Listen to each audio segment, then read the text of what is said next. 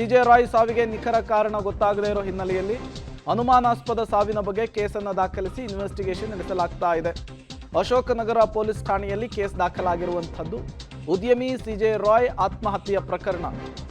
ಈ confident group ಇತ್ತಲ್ಲ, CJ Roy ಅವರು ಆತ್ಮಹತ್ಯೆ ಮಾಡಿಕೊಂಡಂತಹ ಜಾಗ ಇತ್ತಲ್ಲ, ಅದು ಅಶೋಕನಗರ ಲಿಮಿಟ್ಸ್ ಅಲ್ಲಿ ಬರುತ್ತೆ.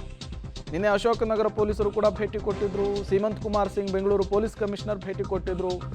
ಒಂದಿಷ್ಟು ಸಾಕ್ಷ್ಯಗಳನ್ನು ಸಂಗ್ರಹಿಸುವಂತಹ ಕೆಲಸ ಮಾಡಿದ್ರು. ಸೋಕೋ ಟೀಮ್ ಬಂದಿತ್ತು, ಜೊತೆಗೆ ಬೆರಳಚ್ಚು ತಜ್ಞರ ತಂಡ ಕೂಡ ಬಂದಿತ್ತು. ಎಲ್ಲ ಆ್ಯಂಗಲ್ನಲ್ಲೂ ಕೂಡ ಇನ್ವೆಸ್ಟಿಗೇಷನ್ ಆಗ್ತಾ ಇದೆ.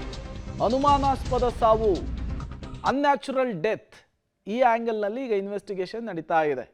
ಈಗ ಕುಟುಂಬಸ್ಥರು ಅದಕ್ಕೊಂದು ಆ್ಯಂಗಲ್ ಕೊಟ್ಟಿದ್ದಾರೆ, IT ಅಧಿಕಾರಿಗಳ ಕಿರುಕುಳ ಅಂಥೇಳಿ. ಆ ಆ್ಯಂಗಲ್ನಲ್ಲೂ ಕೂಡ ಇನ್ವೆಸ್ಟಿಗೇಷನ್ ಆಗಬೇಕಾಗುತ್ತೆ.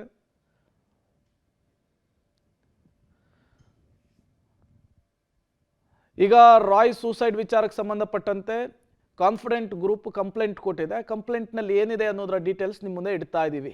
ನಾನು TA ಜೋಸೆಫ್, ಕಾನ್ಫಿಡೆಂಟ್ ಗ್ರೂಪ್ನ ಮ್ಯಾನೇಜಿಂಗ್ ಡೈರೆಕ್ಟರ್, MD ಆಗಿರ್ತೇನೆ. ಮಧ್ಯಾಹ್ನ ಸುಮಾರು 3 ಗಂಟೆಗೆ ಡಾಕ್ಟರ್ ರಾಯ್ ಸಿಜೆ ಅವರು ನನ್ನೊಂದಿಗೆ ಬೆಂಗಳೂರಿನ ಲ್ಯಾಂಗ್ಫೋರ್ಡ್ ರಸ್ತೆಯಲ್ಲಿರುವಂತಹ ನಮ್ಮ ಕಚೇರಿಗೆ ಬರ್ತಾರೆ. ಅವರು ಆದಾಯ ತೆರಿಗೆ ಇಲಾಖೆಯ ಅಂದರೆ IT ಅಧಿಕಾರಿಗಳ ಹೇಳಿಕೆಯನ್ನು ನೀಡೋದಕ್ಕೆ ಬಂದಿರ್ತಾರೆ. ನಂತರ ತಮ್ಮ ಕ್ಯಾಬಿನ್ಗೆ ಹೋಗ್ತಾರೆ. ಸ್ವಲ್ಪ ಸಮಯದ ನಂತರ ಅವರು ತಮ್ಮ ತಾಯಿಯೊಂದಿಗೆ ಮಾತನಾಡಬೇಕು ಅಂಥೇಳಿ ನನಗೆ ತಿಳಿಸ್ತಾರೆ. ಹಾಗಾಗಿ ನಾನು ಹೊರಗಡೆ ಬರ್ತೇನೆ.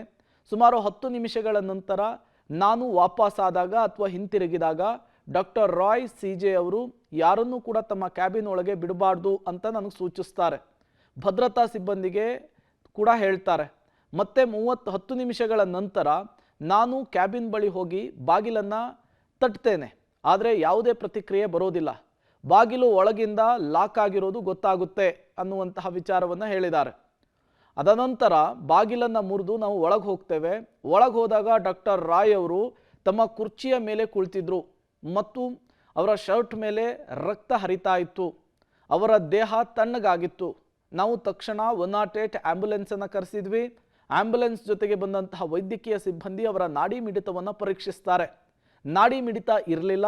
ಅವರನ್ನು ತತ್ಕ್ಷಣಕ್ಕೆ ಬೆಂಗಳೂರಿನ HSR ಲೇಔಟ್ನಲ್ಲಿರುವಂತಹ ನಾರಾಯಣ ಆಸ್ಪತ್ರೆಗೆ ಕರೆದೊಯ್ಯಲಾಯಿತು ಚಿಕಿತ್ಸೆಗಾಗಿ. ಆಸ್ಪತ್ರೆಯಲ್ಲಿ ಅವರನ್ನು ತುರ್ತು ಚಿಕಿತ್ಸಾ ಘಟಕಕ್ಕೆ ದಾಖಲಿಸಲಾಗಿತ್ತು. ನಡೆದ ಘಟನೆಗಳ ಸರಣಿ ಹೀಗಿದೆ.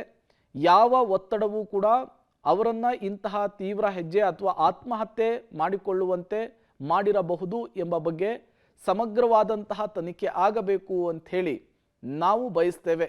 ದಯವಿಟ್ಟು ಈ ವಿಷಯವನ್ನು ಇನ್ವೆಸ್ಟಿಗೇಷನ್ ಅಥವಾ ತನಿಖೆ ಮಾಡಿ ಮುಂದಿನ ಕ್ರಮವನ್ನು ಕೈಗೊಳ್ಳಬೇಕು ಅಂಥೇಳಿ ವಿನಂತಿಸ್ತೇನೆ. TA Joseph, MD, confident group MD ಅವರು ಕೊಟ್ಟಂತಹ ರಿಟರ್ನ್ ಕಂಪ್ಲೇಂಟ್ ಇದು. ಈ ಕಂಪ್ಲೇಂಟ್ನ ಆಧಾರದಲ್ಲಿ ಈಗ ಪೊಲೀಸರು ತನಿಖೆಯನ್ನು ನಡೆಸ್ತಾ ಇದ್ದಾರೆ.